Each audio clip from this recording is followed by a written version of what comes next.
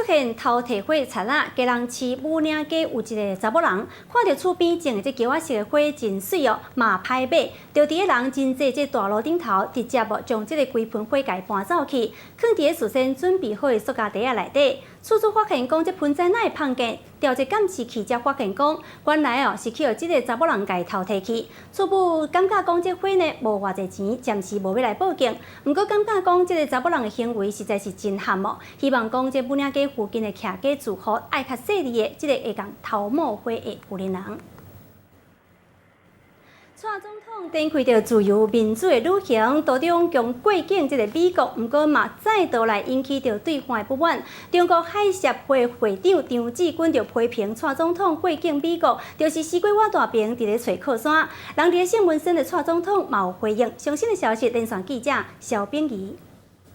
好，关注了中国蔡英文现在人在圣文森拼外交。那么在当地时间的下午呢，他则是出席了这个台圣之间的一个交流计划的一个成果展。另外一方面呢，也移交这个整个警备车给圣文森。好，不过呢，现在呢整个出访回程要过境美国，现在过境美国呢，现在被大陆的海协会长张志军就痛批说，这样子是狭美自重，这样子根本是要有这个靠山。那代替一下总统怎么回应？